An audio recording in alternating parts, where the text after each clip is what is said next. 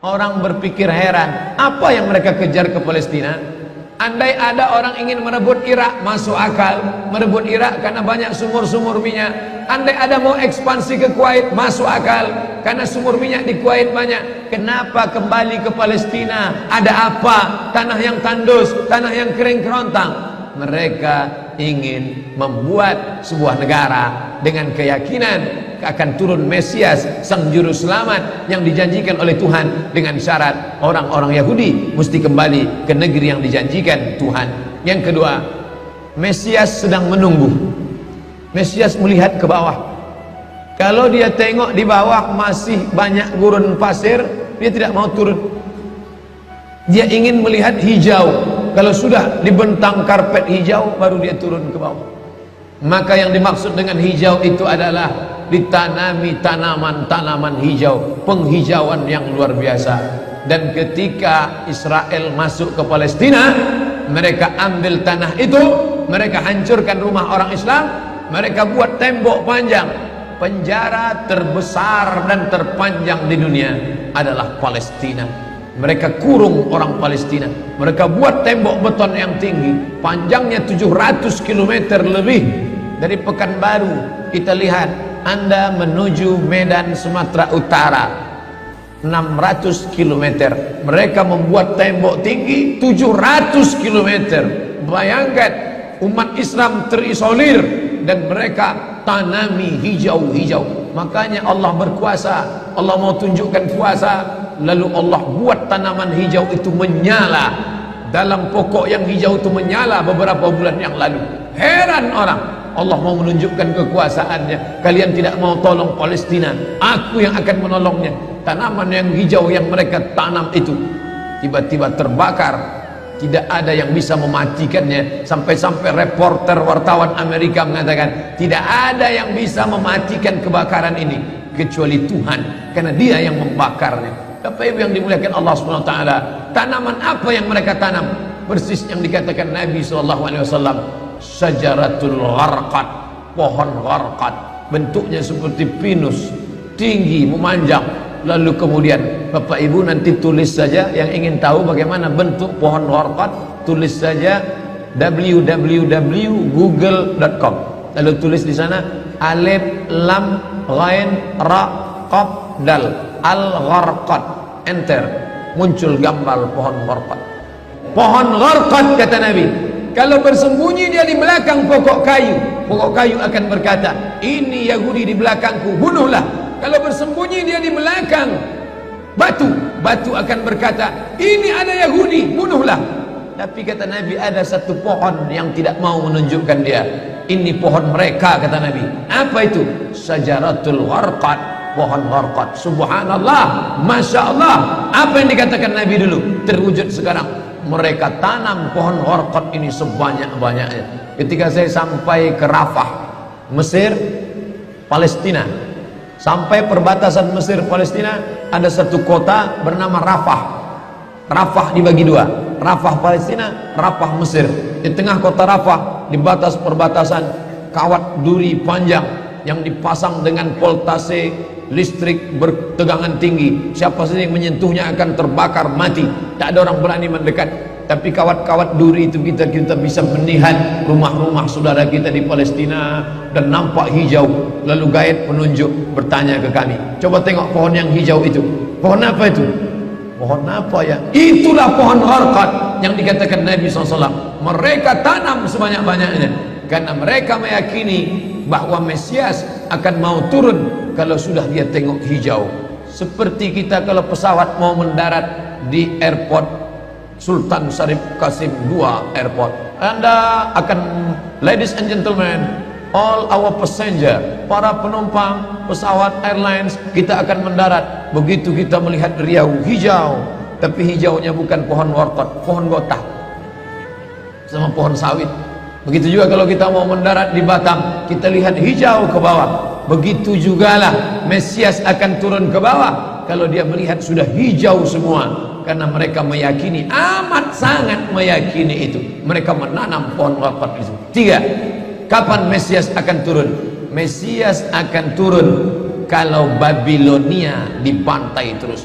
Makanya mereka punya program bantai Babilonia, hancurkan Babilonia. Kenapa mereka marah dengan Babilonia? Karena Raja Babilonia pernah menghancurkan kekuasaan mereka. Raja Babilonia yang mereka maksud adalah Nebukadnezar.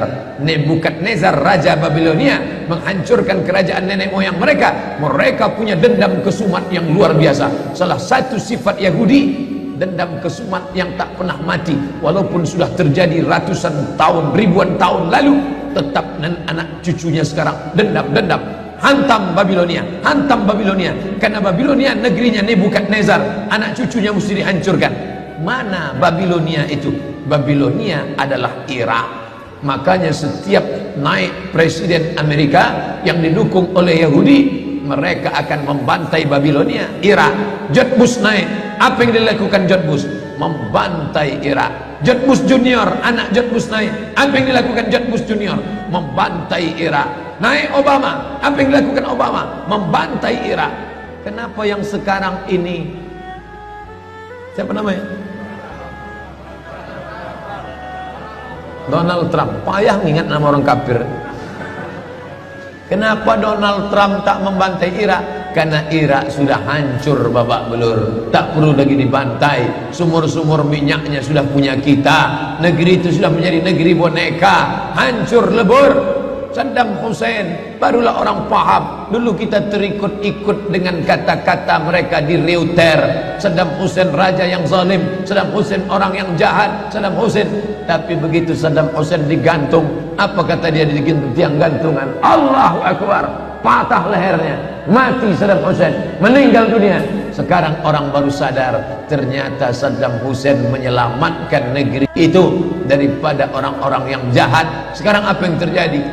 Saudara kita yang beberapa bulan bersama kita di Masjid Raya Senapelan, kalau Bapak ingat, ayahnya, anaknya, ibunya, adik-adiknya tak sanggup lagi tinggal di Baghdad. Kenapa? Kami dibantai oleh Syiah, kami dibantai oleh Amerika, kami sampai lari mendapatkan suaka politik. Sampai hari ini masih ada sebagiannya tinggal yang Sunni, yang Syiah dengan berbagai macamnya. Apa maknanya? Mereka membantai Babilonia. Lalu orang mengatakan ini kan ekspansi politik, ini kan karena sumur minyak. Ada betulnya, tapi lebih daripada itu adalah mereka memiliki keyakinan yang luar biasa bahwa Mesias akan datang kalau Babilonia dihancurkan. Ustadz baca analisa ini dari mana? Kami belajar buku ini 6 bulan di Al-Azhar, satu mata kuliah, dan saya paling suka mata kuliah ini karena mengaitkan antara ayat Al-Quran dengan hadis Nabi. Kenapa? Saya sampaikan kepada Bapak Ibu sampaikan kepada anak menantu, sahabat, kerabat, tetangga, mengerti keadaan kita zaman sekarang. Jangan sampai dikatakan Palestina bukan urusan kita. Ini kan masalah politik. Indonesia ya Indonesia, Palestina ya Palestina.